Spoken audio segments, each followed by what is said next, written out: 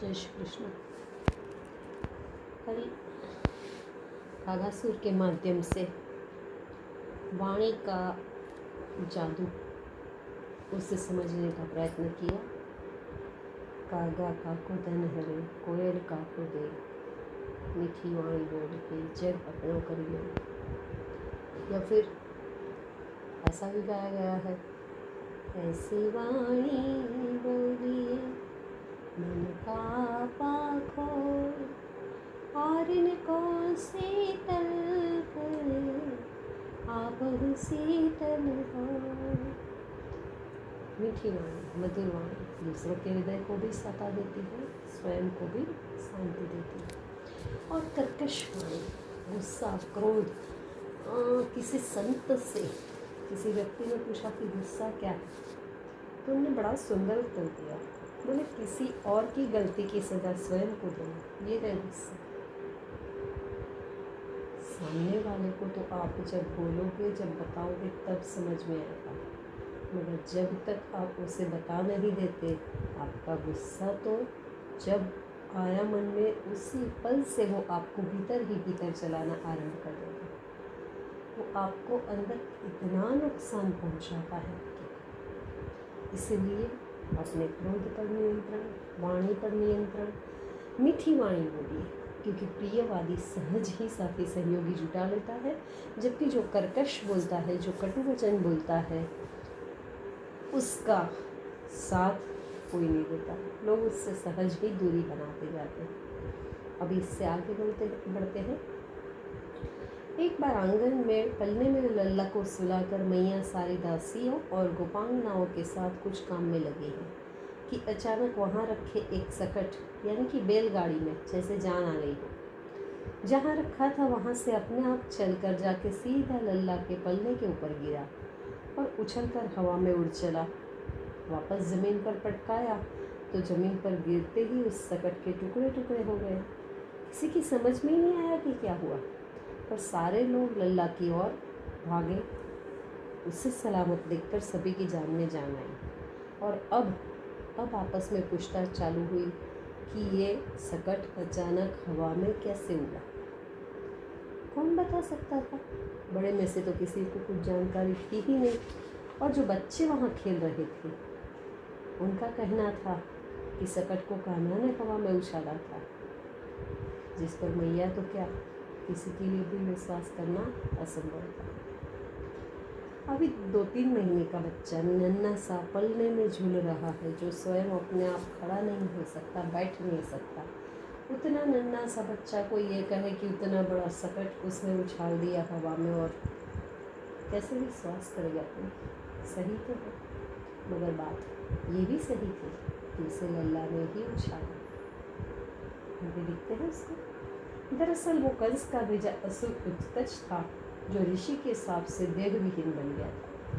कंस ऐसे ही किसी को खोज रहा था कि अगर वो कृष्ण को मार पाता है तब तो बहुत अच्छी बात है, पर अगर वो स्वयं कृष्ण के हाथों मृत्यु को प्राप्त हुआ, जैसे कि अब तक हर बार हुआ है, तब भी उससे कंस को कुछ खोना तो नहीं था। देहाभिमान में मर्यादा भूले उत्कच को जब देहविहीन होने का साप मिला, तो अब वो देहविहीन होने के नाते किसी को भी दिखाई नहीं देता। उसी का फायदा उठाकर उसका वर्तन, उसका व्यवहार और मर्यादाहीन होता गया। वह असुर की श्रेणी में पहुंच गया।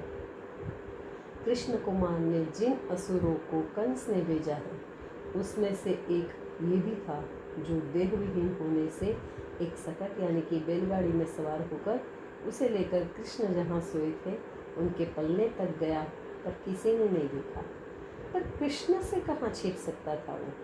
जब उसने उस सकट को कृष्ण के पलने के ऊपर गिराया और दबाने की कोशिश करने लगा, तो कृष्ण ने अपने नन्हे पैरों से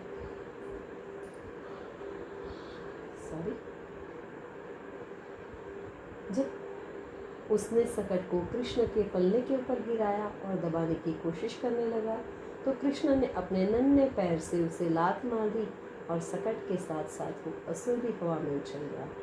और आखिरकार उसका भी वही हाल हुआ जो अब तक आए असुरों का हुआ था। इस तरह एक दुष्ट धरती से और कम हो गया। देहाभिमान, ये एक ऐसी चीज है बड़े अच्छे अच्छे लोगों में आ जाता है। सुंदर काया का मोह या अहंकार, सुंदरता का अहंकार, ज्ञान का अहंकार, या फिर स्वास्थ्य का, शारीरिक संस्थाओं का अहंकार। और ये अहंकार, अपने स्वस्थ शरीर का अहंकार, सुंदर शरीर का अहंकार अक्सर माने मर्यादाओं को भुलाता है। जिसे अपने देह से प्यार है वो और किसी को कुछ नहीं समझता। एक कथा मुझे याद आती है, भागवत की ही है, जिसमें देहाभिमान किस हद तक बाधक है अपनी प्रगति में, उसके बारे में गुरुदेव ने बताया है कि परीक्षित को ये साफ लगा श्रृंगी ऋषि के माध्यम से कि आज से ठीक 7वें दिन तक सबके काटने से परीक्षित की मृत्यु हो जाएगी। 7 दिन में परीक्षित ने सुखदेव जी से भागवत सुनी और ये बात कही गई भागवत के बारे में कि 7 दिन को अगर भागवत सुनता है तो वो मुक्त हो जाता है, उसकी मुक्ति हो जाती है। 7 दिन भागवत सुनी, कथा समाप्त हो गई, मगर परीक्षित को मुक्ति नहीं मिली। और तब उन्होंने अपना संशय सुखदेव जी के सामने व्यक्त किया और सुखदेव जी बोले कि राजन, एक छोटी सी कहानी और सुनाता हूँ। मन ही मन परीक्षित सोचते हैं 7 दिन तक भगवान की इतनी बड़ी कथा सुनी, उसमें कुछ फ़ायदा नहीं हुआ, उसमें मुक्ति नहीं मिली है, छोटी सी कहानी से क्या होता है, मगर गुरुदेव कह रहे हैं तो सुनना है। और तब सुखदेव जी ने परीक्षित को एक कथा सुनाई थी। क्या थी वो कथा? वो कथा ये थी कि एक राजा शिकार के लिए निकला है अपने दल के साथ और एक हिरण का पीछा करते करते कुछ आगे निकल गया, ज़्यादा अपने साथियों से बिछड़ गया, घने जंगल में पहुंच गया और रास्ता भी भूल गया। वापस निकलने का समझ में नहीं आ रहा है और रात होने वाली है जंगल में। अब जिन पशुओं का शिकार करने वो स्वयं आया था, उन्हीं पशुओं से उसे अपनी जान बचाने की फिक्र लगी। जंगल में रात बिताना किसी तरीके से खतरे से खाली नहीं है, और उसे जिंदा रहना है तो कहीं न कहीं सर छुपाने की जगह उसे खोजनी पड़ेगी, या फिर इस जंगल से बाहर निकलना पड़ेगा, जो कि अंधेरे में संभव नहीं हो पा रहा है। वो रास्ता भूल चुका है। एक ही रास्ता दिख रहा था कि कोई आश्रय खोज लिया जाए और वहाँ किसी भी तरीके से रात बिता दी जाए। दिन के उजाले में नगर का रास्ता खोज लेंगे। वो खोजने लगा और उसने देखा कि कुछ दूरी पर एक कुटिया है, भयानक बदबू है वहाँ, मगर फिर भी मजबूरी में अपना सर छुपाने के लिए जगह की तलाश में राजा वहाँ पहुँच गया।